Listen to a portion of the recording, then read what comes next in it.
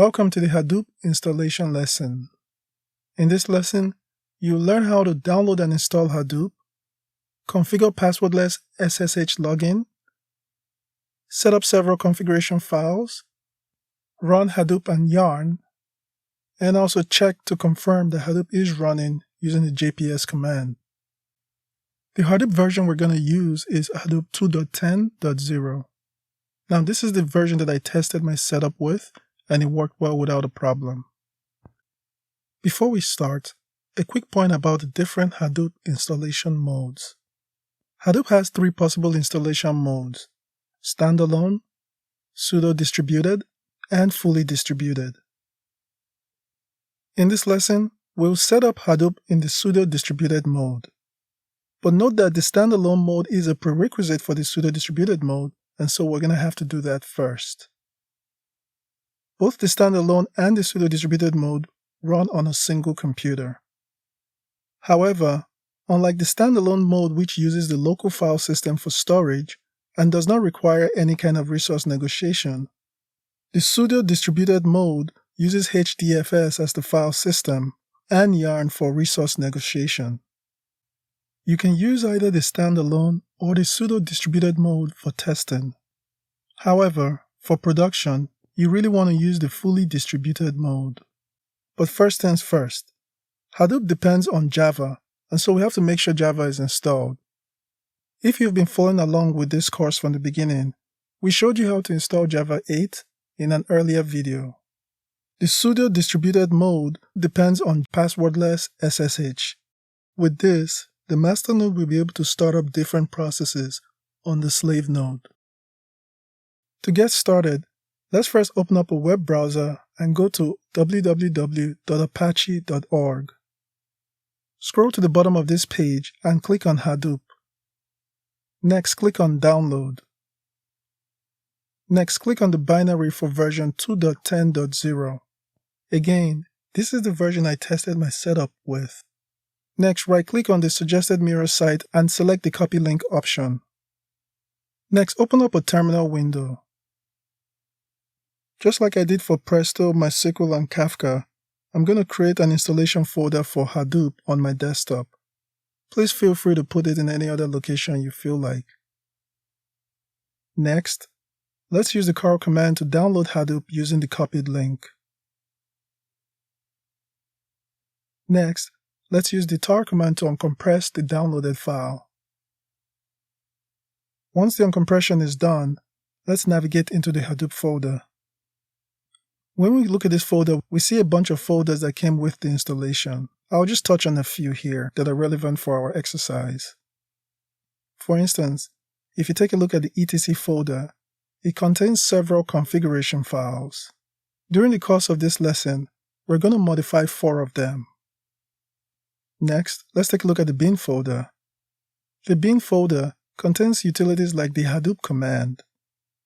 Next, let's take a look at sbin. The sbin folder contains several scripts, and we're going to use 2 of these scripts later on in this lesson. We're going to use the start-dfs.sh to start up Hadoop and the start-yarn.sh to start off Yarn. At this point, we're pretty much done with the standalone Hadoop configuration. And if you recall, I mentioned that it is a prerequisite for the pseudo-distributed mode. So we're just going to continue from here. Before we go any further, let's set up passwordless SSH. The reason we have to set this up is because it's required for the pseudo-distributed mode. With this, the master node will be able to start up different processes on the slave node. So let's check our computer to see if we can log into SSH without a password. In my case, the connection was refused. Since the connection was refused, I need to make some changes to enable passwordless SSH login into localhost. To do this, go to System Preferences, click on Sharing, click the checkbox for Remote Login, and select All Users. Let's try the SSH localhost again. This time we're asked for a password. Let's enter the password. One thing to point out is that by using the pwd command, we can see that we end up in different locations when we're SSH versus when we're not SSH in. So at least SSH is working, but it still requires a password. But if you recall, you want to be able to SSH without the need for a password. And so, to resolve this, let's first check the .ssh directory. Next, let's generate a key. Accept all defaults. This should generate a key. Let's confirm by checking the .ssh folder. We can see 2 new files in there. Now let's add the key we just generated to a list of authorized keys. Once this is done, let's try SSH localhost again. If everything was done correctly, you should not be prompted for a password. Next, let's update several config files. Let's copy and paste this path at the bottom of the hadoop-env.sh file. Let's first open the hadoop-env.sh file and make 2 changes. For the first change, add the path to your Java installation at the bottom of the file. You can either get this from the bash_profile file or issue the command /usr/libexec/java_home --v. In our case, I just got it from the bash_profile file. Also, get the path to your current Hadoop installation and paste it at the bottom of the file. Don't forget to add the export space Hadoop_prefix equal to in front of the path. Let's copy and paste this path at the bottom of the hadoop-env.sh file.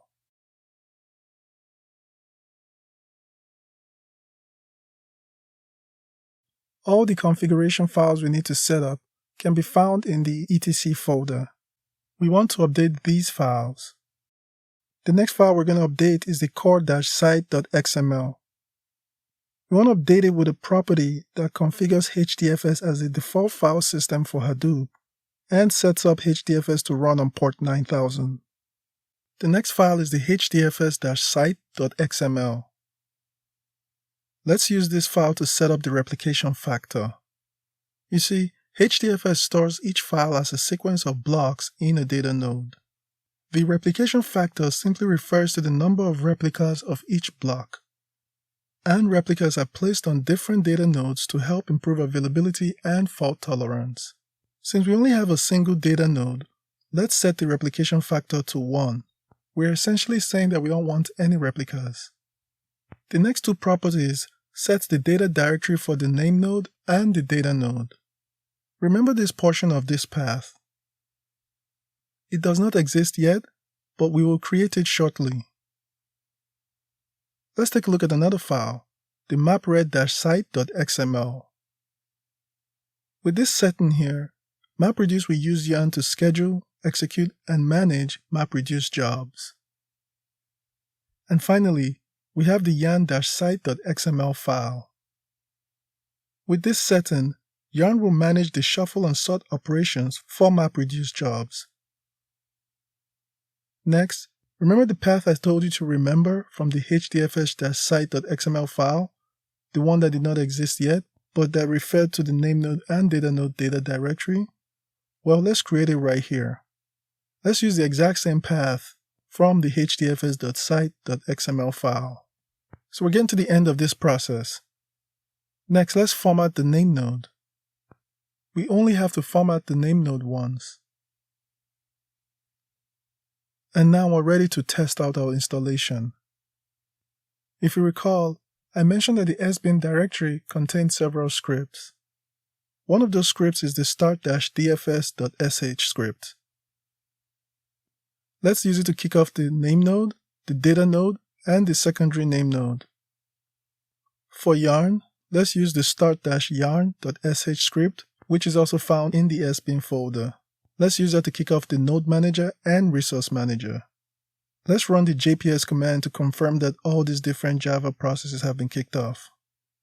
Once everything is up and running and we confirm there are no issues, we can go ahead and shut it down. And to shut down the node manager and resource manager, we use the stop-yarn.sh script.